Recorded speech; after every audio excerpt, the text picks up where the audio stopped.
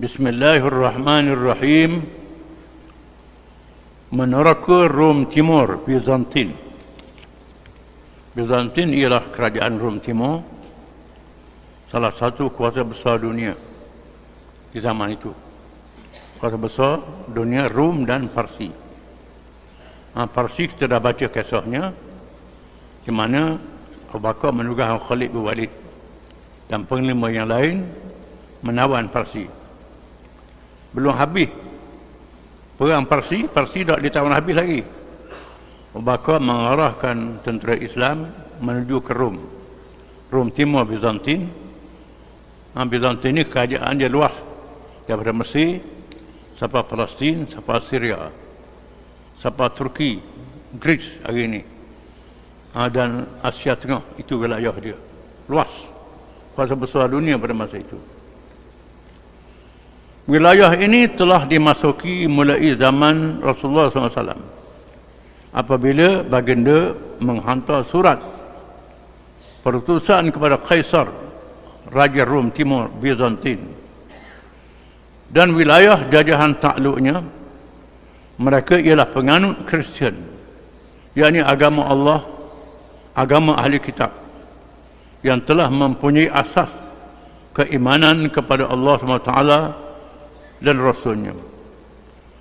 Namun sikap mementingkan duniawi dan ta'asub perkauman menyebabkan mereka menolak Islam yang dibawa oleh Rasulullah SAW, Rasul akhir zaman itu.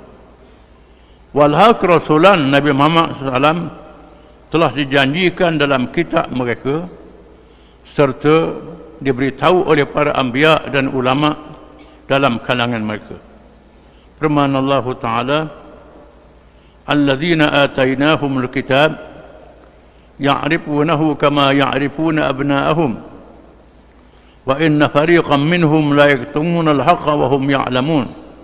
Surah Al-Baqarah ayat 146. Orang-orang Yahudi dan Nasrani yang kami berikan kitab itu mengetahui serta mengenali Muhammad dan kebenarannya sebagaimana mereka mengenali anak-anak mereka sendiri. Dan sesungguhnya sebahagian daripada mereka berusaha menyembunyikan kebenaran itu, sedang mereka mengetahui salahnya perbuatan yang demikian.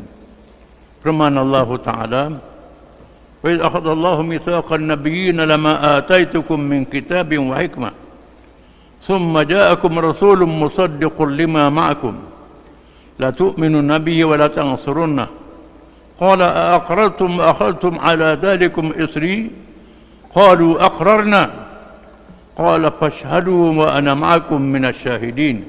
Surah Al-Imran ayat 81. Dan ingatlah ketika Allah mengambil perjanjian setia daripada nabi-nabi dengan firman-Nya, sesungguhnya apa jua kitab dan hikmah yang aku berikan kepada kamu sekalian.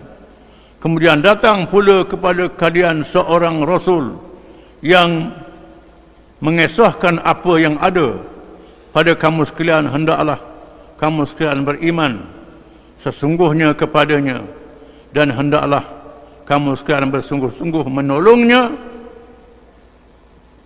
Allah SWT beriman. Allah Ta'ala berfirman lagi, bertanya kepada mereka, sudahkah kamu sekalian mengakui dan sudahkah kamu sekalian menerima akan ikatan janjiku secara yang demikian itu? Mereka menjawab, kami berikrar, mengakui dan menerimanya. Allah berfirman lagi, jika demikian maka saksikanlah kamu sekalian, dan aku juga menjadi saksi bersama-sama kamu sekalian. Menunjukkan bahawa kelahiran Nabi Muhammad SAW disebut dalam kitab-kitab zaman dulu. Kitab-kitab yang diturunkan kepada Nabi-Nabi zaman dahulu.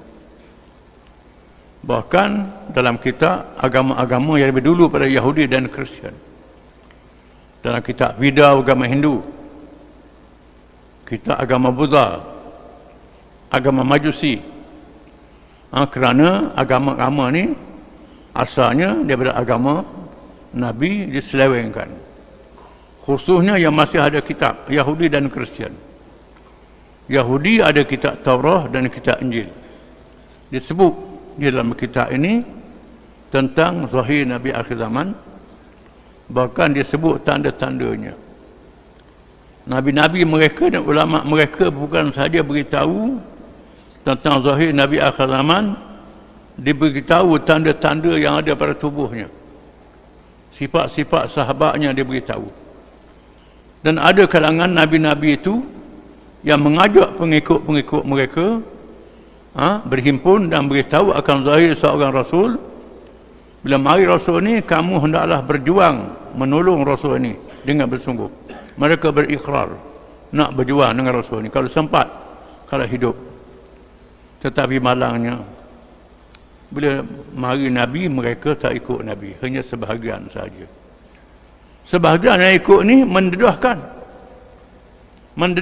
perkara yang sebenar. Antaranya Abdullah bin Salam radhiyallahu anhu, yang ditugaskan oleh orang Yahudi Madinah supaya berhujah dengan Nabi SAW, kerana dia seorang alim agama Yahudi, suka berdebat dengan Nabi. Bila berjumpa dengan Nabi, tengok Nabi itu kelih, ada selalunya tanda Nabi akhir zaman. Lalu kemukakan soalan-soalan pada Nabi. Nabi jawab soalan-soalan itu. Ini Nabi sungguh. Abdullah bin Salam masuk Islam. Abdullah bin Salam. Antaranya Mukhairid, seorang kaya Yahudi di Madinah yang banyak kebun kurma. Bila Nabi nak pergi perang Uhud, dia pun nak ikut Nabi. Dia wasiat kalau dia mati, kebun dia serah ke Nabi. Nak kata berapa ratus ekar kebun dia, serah ke Nabi kebun dia. Wakaf, serah Nabi kebun dia. Dan mati dalam perang Uhud. Ini bukti. Salmanul Farisi radhiyallahu an, iaitulah seorang yang asalnya agama Majusi, kemudian masuk Kristian, bertemu dengan padri beritahu tentang zahir Nabi akhir zaman. Dia berjalan mengembara sampai di Madinah, bertemu dengan Nabi dan masuk Islam. Bukan saya zaman dulu, zaman ini pun banyak orang Kristian yang mendedahkan bahawa cerita Nabi Muhammad ni ada dalam kitab mereka.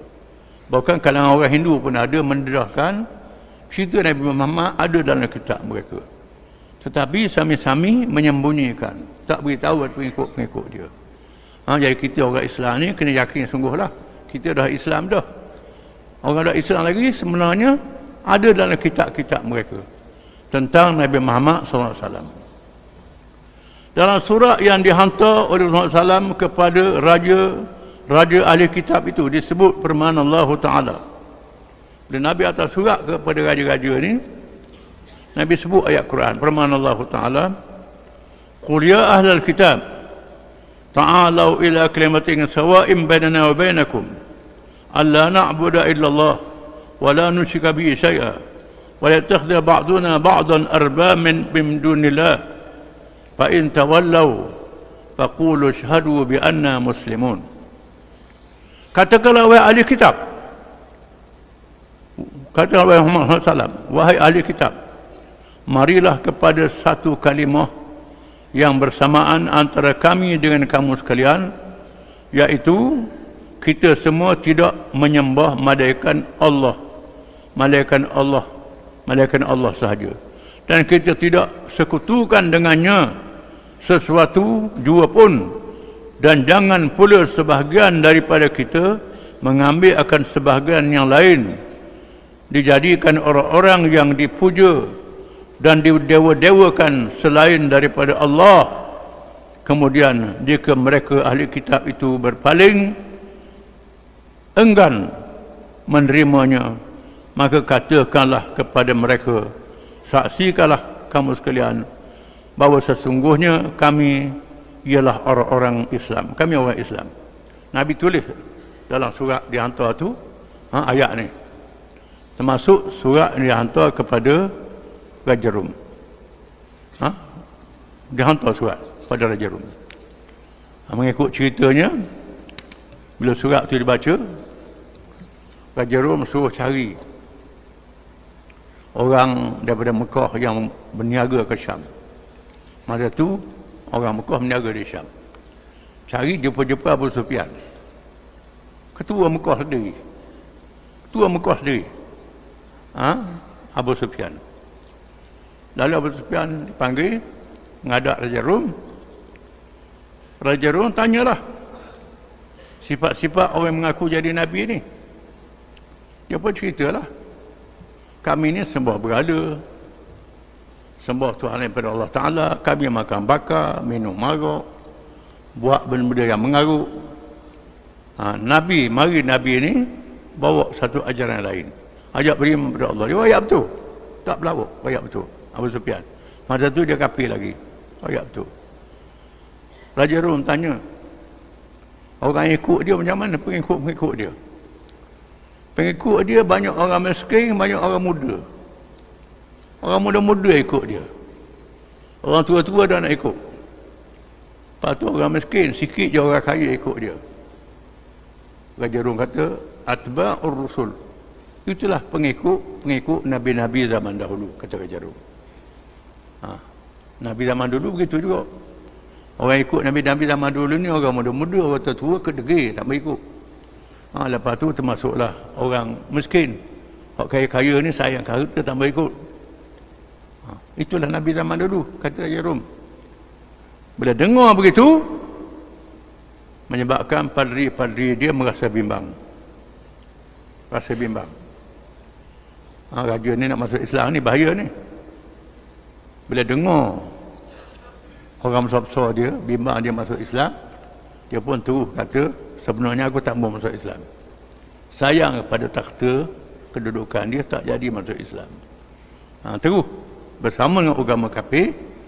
Dengan sebab itu maka terpaksalah Nabi bertindak terhadap kerajaan Rom. Yang pertama, ajak masuk Islam. Yang kedua, ajak berdamai. Jangan kacau kita nak dakwah. Yang ketiga, kalau tak benar, berperang. Mari jadilah peperangan. Kita akan baca kemudian. Wallahu a'lam.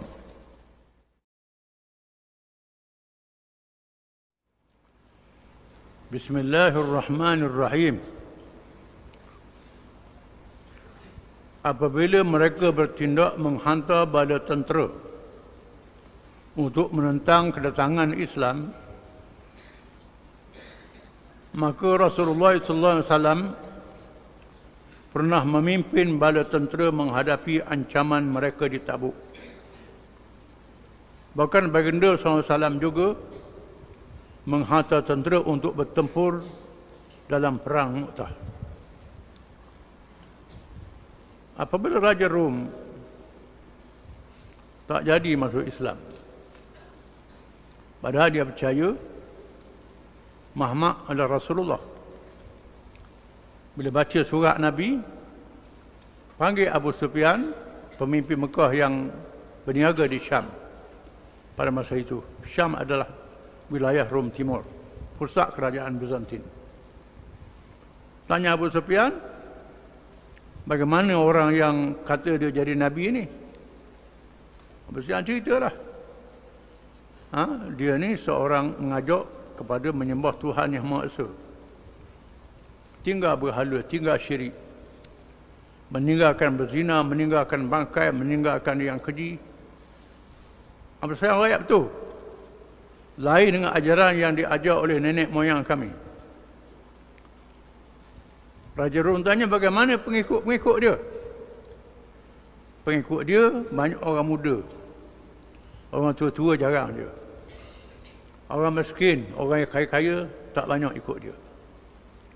Raja Rom kata, haulai atba'ur rusul. Mereka itulah pengikut rasul-rasul zaman dahulu. Bila dengar begitu, menyebabkan padri-padri, pembesar-pembesar bising. Bahaya ni raja kita nak tinggal agama ni.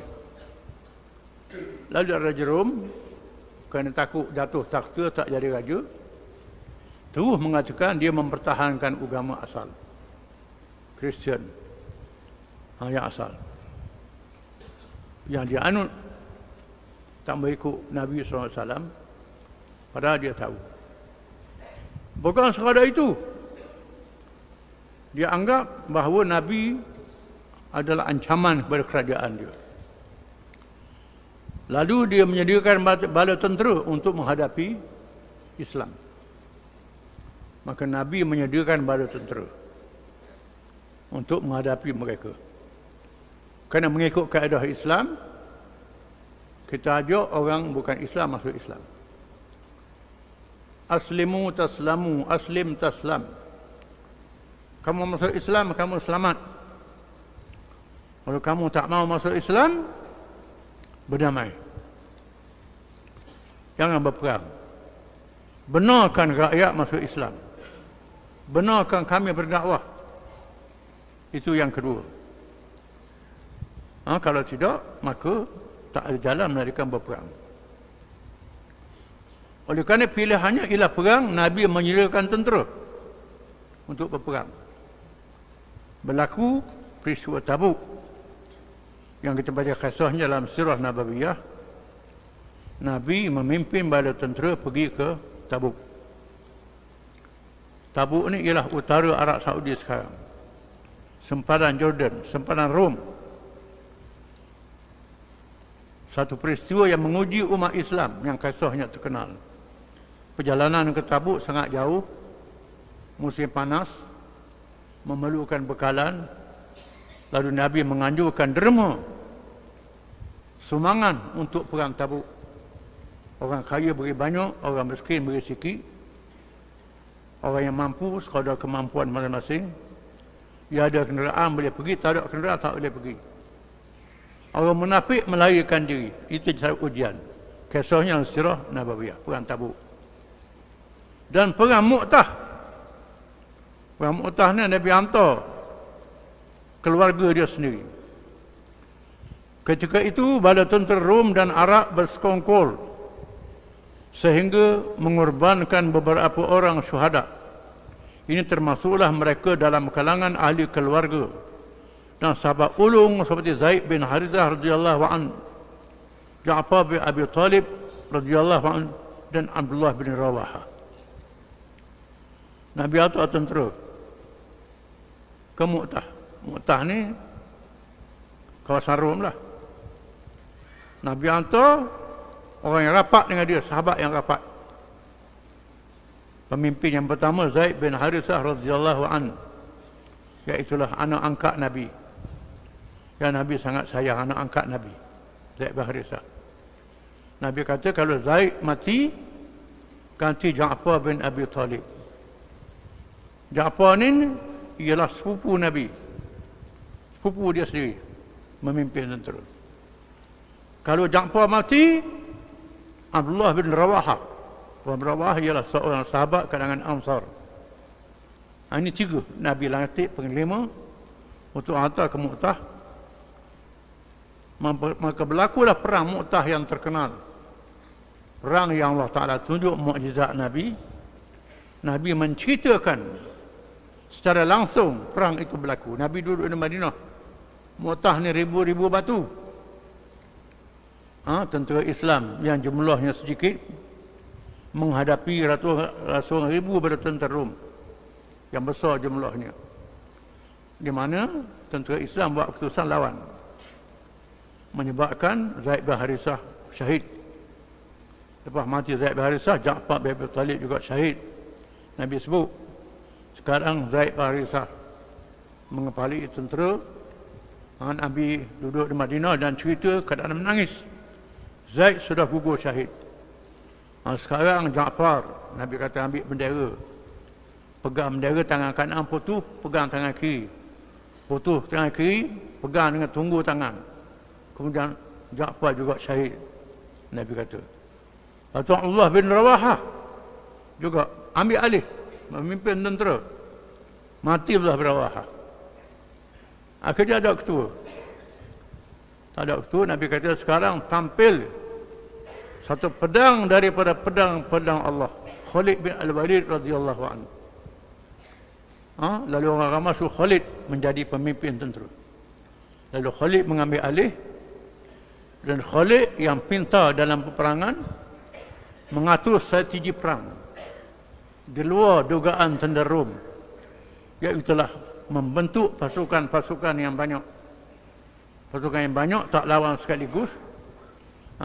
Pasukan yang pertama lawan, lepas tu undur, yang kedua pula lawan, undur yang ketiga pula lawan, undur yang belakang ni melarikan kuda sehingga debu menjulang ke langit. Rom tengok tentera Islam ni mari ada sama, bergilir. Mari orang Islam pula berani bertalu-talu macam ombak terus. Padahal tak ramai mana. Ini Khalid bin Walid, taktik perang dia. Serang, yang kedua pula masuk, serang, yang ketiga masuk, serang, lepas tu masuk pula. Dia tak nampak sebab debu. Dia tengok ini bantuan mari ni, bahaya. Rom tu berundur, berundur. Tengok tu berundur. Tentera Islam pun balik ke Madinah. Dalam kisah yang terkenal, bila balik ke Madinah, orang Madinah pula marah, tagur dengan batu, marah balik. Nabi kata, "Dok, mereka pulang berundur nak pergi pula ni. Berundur ni strategi perang, bukan undur lari, tidak. Helah untuk meneruskan perjuangan lagi, bukan lari, tidak. Tapi tak pada musuh besar sangat jumlahnya." Itu perang Tabuk yang terkenal. Sebelum Rasulullah SAW wafat, baginda telah menghantar tentera yang dipimpin oleh cucu angkat kesayangannya, iaitu Usamah bin Zaid radhiyallahu an, yang masih terlalu muda. Namun begitu tentera ini berpatah balik kerana mendapat berita kewafatan Rasulullah SAW. Telah buat pasukan. Ketuanya ialah Usamah, anak Zaid, cucu angkat. Ayah dia mati syahid di medan perang.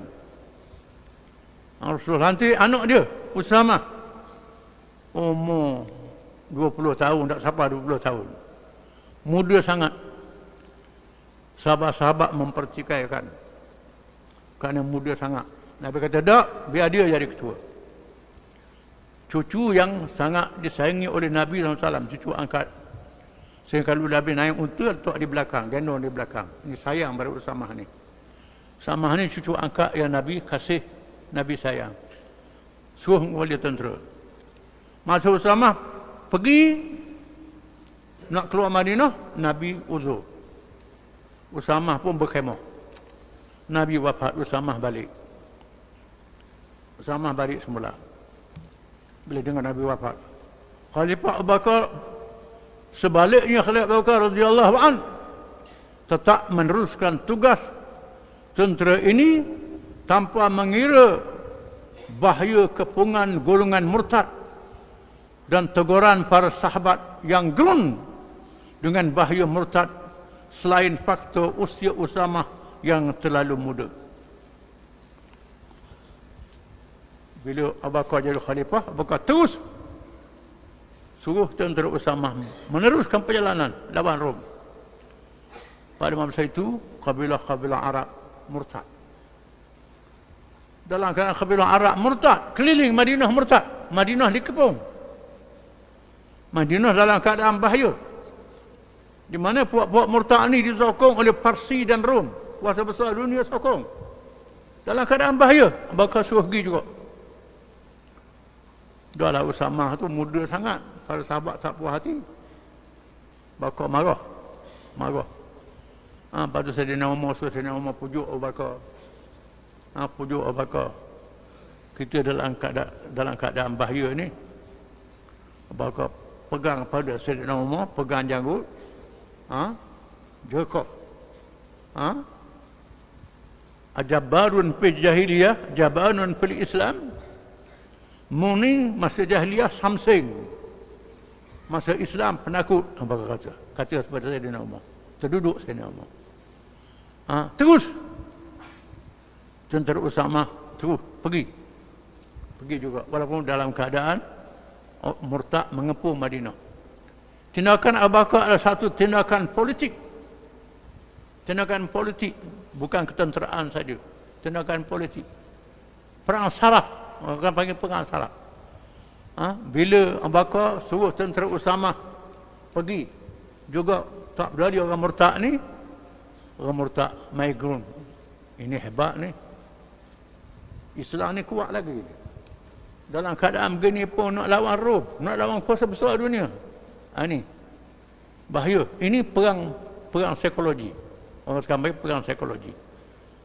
Biasanya media memainkan peranan. Ini bahaya ni. Usamah pergi. Akhirnya tentera Usamah membawa kemenangan. Adapun beberapa kabilah yang bernaung dengan kerajaan Rom pula menerima Islam atau berdamai dengan bayaran jizyah. Tentera Usamah mendapat kejayaan. Pertolongan Allah. Rom rasa gerun, Rom tak ada lawan. Kabilah-kabilah Arab yang menyokong Rom jadi masuk Islam. Kejayaan tentera Usamah. Tentera Usamah kembali dalam keadaan membawa kemenangan.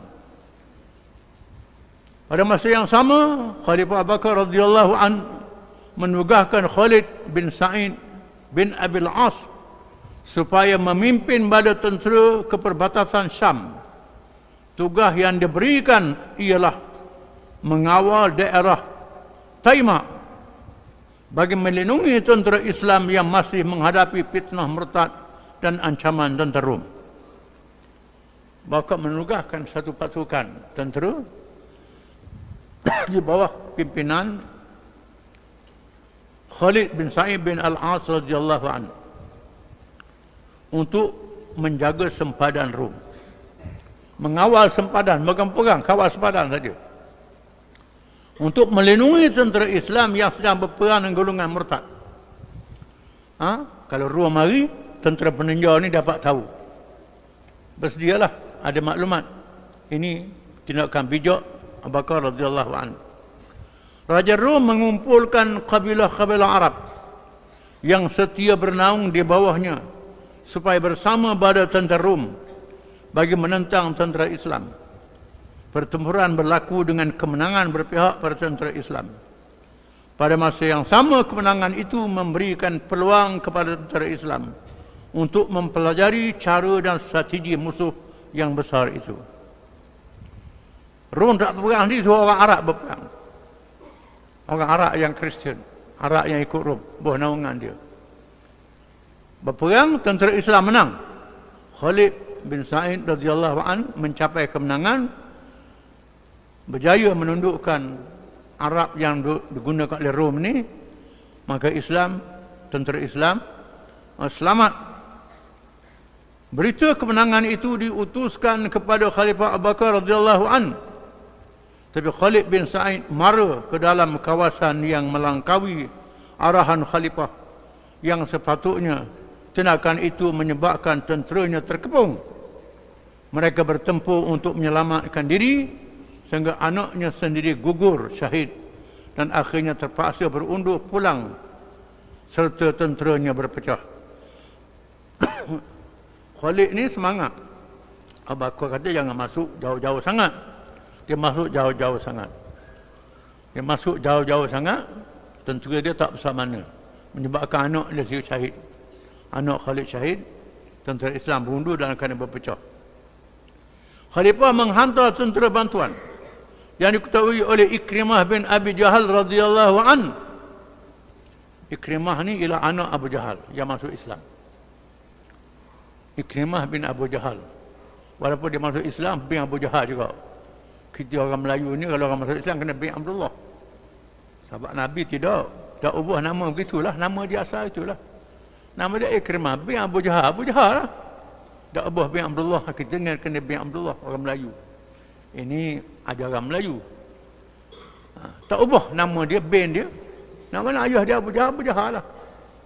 Ikrimah ni termasuk kalangan orang yang kuat menentang Islam di zaman awal. Bila Nabi masuk Mekah, Nabi halalkan darah dia. Beberapa orang yang Nabi kata orang ni kalau berjumpa bunuh, termasuk Ikrimah bin Abu Jahal. Ikrimah melarikan diri.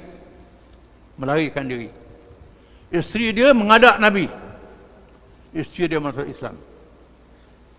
Isteri dia minta Nabi maafkan Ikrimah. Dia nak pujuk Ikrimah supaya masuk Islam. Isteri dia atau orang pujuk Ikrimah mari menghadap Nabi dan masuk Islam. Bila dia masuk Islam, dia nak tebus dosa dia lawan Islam dulu dengan berjuang Islam. Dia berjuang dengan Nabi, berjuang dengan Abu Bakar radhiyallahu an. Oleh kerana dia seorang penglima, maka Abu Bakar lantik jadi penglima. Ikrimah bin Abi Jahal membantu Khalid bin Sa'id radhiyallahu anhu diarahkan supaya bertahan dan menunggu kedatangan bala tentera berikutnya, akan tetapi mereka berundur sehingga menghampiri Madinah.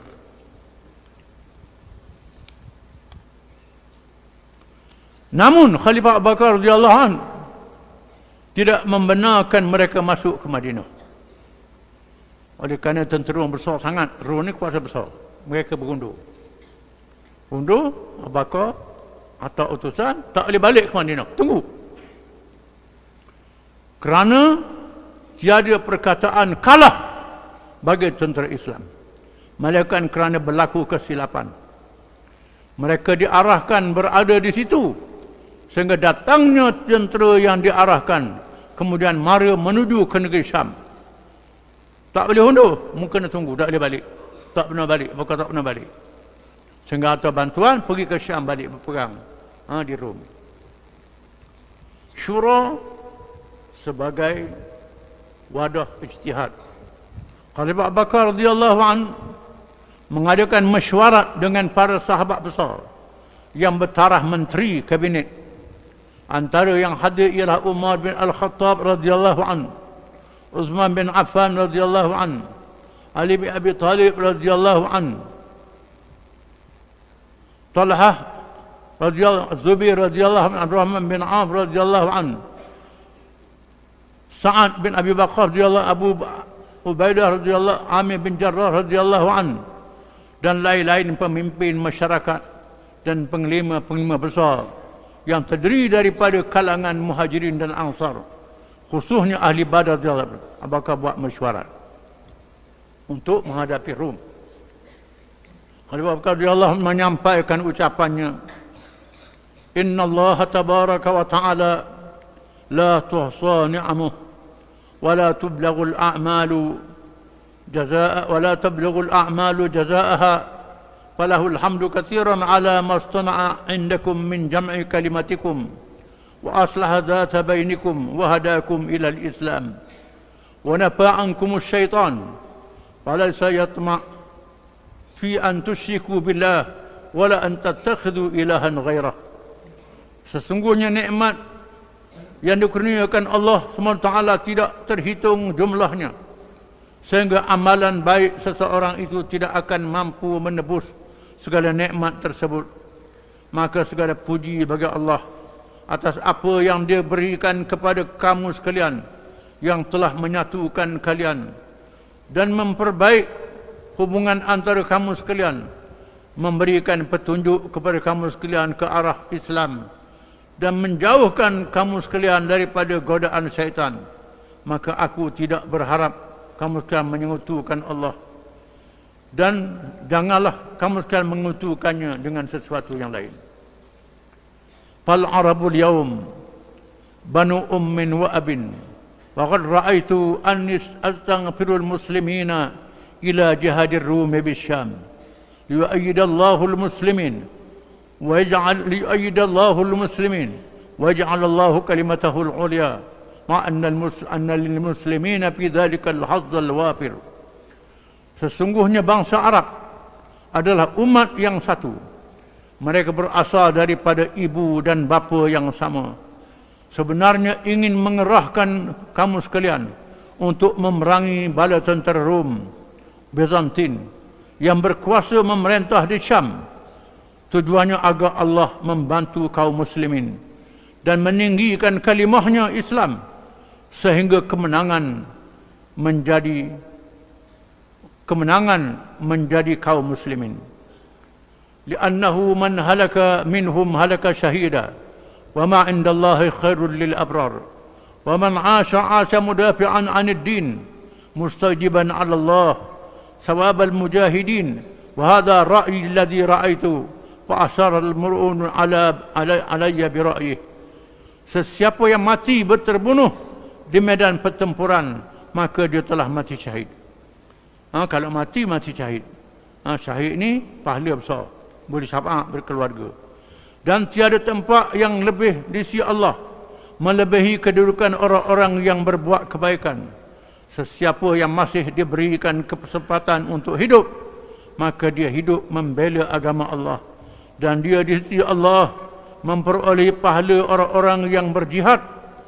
Ini adalah pendapatku dan aku mempersilakan kamu sekalian untuk memberikan pendapat kamu sekalian kepadaku menurut sudut pandangan kamu sekalian masing-masing. Maka Umar bin Khattab menyampaikan ucapannya, dimulakan dengan memuji Allah dan bersalawat ke atas Rasulullah SAW. Umar menyampaikan ucapan, Alhamdulillahilladzi yakhussu bil khairi man syaa min khalqihi. Wallahi ma istabaqna ila syai'in min al khairi qattu ila istabaqtana ilaih. Wa dzalika fadlullahi yu'tihi man yasha. Wallahu dzul fadlil azim. Segala puji bagi Allah yang telah mengkhususkan kebaikan kepada sesiapa yang dia kehendaki dalam kalangan makhluknya. Demi Allah, kami belum pernah terlebih dahulu membuat kebaikan, tiba-tiba kamu mendahului kami dalam melakukannya. Oleh yang demikian, itu merupakan kemuliaan Allah yang dia berikan kepada sesiapa yang dikehendaki olehnya, dan Allah jugalah yang memiliki segala kelebihan. Kamu mendahului kami dalam mengerjakan amal kebajikan. Patutnya kita dululah, tapi kamu lebih dulu memberi pandangan yang baik ini, kata Sayyidina Umar. Qad wallahi aradtu liqa'aka bihadha ar-ra'yi alladhi dzakartahu al-an. Faqad asaba Allah bika sabila ar-rasyad. Sarrib ilaimul khayla fi ithril khairi. Aku bersumpah demi Allah, sesungguhnya aku ingin menemuimu untuk mencadangkan perkara ini, maka Allah telah mentakdirkan kamu pula yang menyebutkannya sekarang. Dan sesungguhnya kamu telah mengambil satu langkah yang tepat. Semoga Allah mengurniakan kepadamu petunjuk ke arah jalan kebaikan. Hantarkan pasukan tentera berkuda untuk menentang Rom yang diikuti pasukan berkuda berikutnya. Umar kata, aku sokong pandanganmu. Kita sediakan tentera untuk perangai Rom. Wab'athir rijala ba'dar rijal wal junuda tatba'uhal junud fa innallaha nasirun dinah wa mu'izzul islam wa ahli. Kemudian utuskanlah penglima perang yang diikuti penglima perang yang berikutnya, dan hantarkanlah pasukan tentera yang diikuti pasukan seterusnya. Sesungguhnya Allah pasti menjadi penolong bagi memenangkan agamanya, memuliakan Islam dan pendukungnya, dan dia menunaikan janji kemenangan yang sudah dinyatakan per Rasulnya sallallahu alaihi wasallam. Kemudian Abdurrahman bin Auf menyampaikan ucapan, Ya Khalifat Rasulullah, inna Rum wa ibn al-Asfar haddun hadidun wa ruknun syadidun ma ara an taqtahima alaihim iqtihaman wa la tab'atul khayla fatughira fi qawasi ardihim thumma tarjumu ilaik. Wahai Khalifah Rasulullah, sesungguhnya Rum dan Bani Asfar, bangsa Rum, ialah sebuah kerajaan yang sangat kejam dan sangat kuat. Aku berpendapat kamu tidak perlu menghantar rombongan tentera berkuda dengan sewenang-wenangnya untuk menyerang mereka. Namun hantarkanlah pasukan berkuda untuk menguasai daerah pinggiran di wilayah takluk Rom. Kemudian selepas itu, kamu boleh menghantar pasukan berkuda untuk menguasai daerah pinggir yang seterusnya. Ini sangat beramai. Orang kata, jangan serang Rom tu, serang wilayah-wilayah dia dulu. Tawang wilayah-wilayah dulu, barulah serang Rom. Ini cara Abraham bin Auf. Fa idza fa'alu dzalik bihim, dzalika miraran adarru bihim wa ghanimu min adani ardihim faqawu bidzalika ala aduwihim. Apabila pasukan berkuda melakukannya berulang kali, maka pasukan berkuda telah memancing permusuhan dengan Rom, dan kaum muslimin dapat mengambil tanah mereka sebagai ghanimah. Jika sudah demikian, jumlah kekuatan tentera Islam yang melawan tentera Rom diperkuatkan. Kita lawan dulu wilayah-wilayah dia, tawan tanah-tanah dia dulu, ada hasil, ada semua. Ini kekuatan pada tentera Islam. ثم تبعث إلى أراضي أهل اليمن وأخاصي ربيعة ومضر ثم تجمعهم جميعا إليك فإن شئت بعد ذلك غزوتهم بنفسك وإن شئت أغزيتهم. Kemudian kamu menghantar utusan kepada penduduk Yaman dan pelosok negerinya, termasuklah kepada kabilah Rabi'ah dan Mudar, untuk meningkatkan kekuatan. Jika kamu berkeinginan untuk lancarkan serangan secara besar-besaran, sama ada kamu sendiri yang memimpin pasukan tersebut atau menugaskan kepada sesiapa yang terpilih. Kata Nabi, lepas tu kita ke orang Yaman. Kena ada orang Yaman ikut sama dalam tentera ni. Kerana dalam kuasa besar dunia, tentera kena besar. Jadi kena ada orang Yaman ikut serta, dan kabilah Mudar ikut serta, Rabi'ah ikut serta, untuk tambah jumlah. Mada taraun, apakah pandangan kamu sekalian? Lalu Utsman bin Affan radhiyallahu an berdiri menyampaikan ucapan yang memuliakan dengan pujian kepada Allah Taala dan selawat ke atas baginda Sallam. Beliau berkata, "Ini ara annaka nasihun li ahli hadzal din, syafiqun alaihim, fa idza ra'aita ra'yan tarahu li'ammatihim salahan fa'zim ala imdha'ih fa innaka khairu dhanin."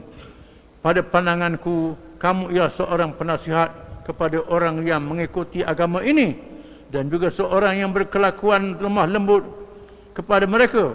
Maka apabila kamu mempunyai suatu pandangan yang kamu ketahui betul, baik, membawa membawa kemaslahatan, maka perintahlah agar ia laksanakan tanpa ragu-ragu lagi. Saya nak semang sokong. Di sini Talhah radhiyallahu anhu, Az-Zubair bin Awam, Sa'id bin Waqqas radhiyallahu anhu, Abu Ubaidah, Sa'id bin Zaid dan lain-lain sahabat dalam kalangan Muhajirin dan Ansar bersuara dengan menyokong pandangan itu. Kata mereka, "Sadaqa Utsman, ma ra'aita min ra'yin fa amdihi fa inna la nukhalifuka wa la nattahimuka." Wa zakaru hadha wa ashbahu wa Ali fil qaumi lam yatakallam. Apa yang dikatakan oleh Utsman itu adalah benar. Apa yang menurutmu, wahai khalifah, adalah baik, maka laksanakanlah. Kami akan tunduk dan mematuhi perintah yang engkau putuskan. Kami tidak akan menyalahi perintahmu dan kami tidak akan menuduh sebarangan. Adapun yang lain menyampaikan pandangan yang sependapat dengan pendapat tersebut, dan Ali yang turut hadir belum berbicara lagi. Apabila melihat Ali bin Abi Thalib tidak bercakap, maka Abu Bakar bertanya padanya, "Madza tara ya Abul Hasan?" Wahai Abul Hasan, apakah pandanganmu? Ini gelarang Sayyidina Ali. Ali pula bagaimana? Ali bin Abi Thalib menyatakan dengan tegas, "Ara annaka in sirta ilaihim binafsik aw ba'asta ilaihim nusirta alaihim insyaallah." Aku melihat sesungguhnya kamu turut menentang mereka Rom atau menghantar pasukan ke sana, maka tentera Islam akan memperoleh kemenangan insya-Allah. Ali kata, sama ada kau pimpin dia atau tugas sesiapa dia, insya-Allah kita boleh menang. Khalifah Abu radhiyallahu an bertanya, "Basyarakallahu bi khairin wa min aina alimta dhalik?" Sesungguhnya Allah telah memberi khabar gembira kepadamu dengan kebaikan. Dari manakah kamu mengetahuinya? Tanya Sayyidina Ali. Yang kata boleh menang tu apa, dapat mana? Dia menjawab, "Sama Rasulullah SAW yaqulu la yazalu hadha ad-din zahiran ala kulli man na'wahu hatta yaquma ad-din wa ahluhu zahirun." Aku pernah mendengar Rasulullah SAW bersabda, agama ini akan terus menerus berjaya mengatasi sesiapa sahaja yang menentangnya, sehingga Islam akan terus tertegak dan para pendukungnya akan mencapai kemenangan. Nabi sebut begitu. Sayyidina Ali kata. Oh, Nabi kata, mestilah. Kalau berkata, Subhanallah, ma hasana hadzal hadis, laqad sarartani bihi sarakallahu fid dunya wal akhirah. Maha suci Allah, alangkah indahnya kata-kata ini. Kamu telah mengembirakanku. Mudah-mudahan Allah juga mengembirakan dirimu di dunia dan di akhirat. Itu ucapan Abu Bakar. Arahan penting kepada seluruh rakyat. Wallahu a'lam.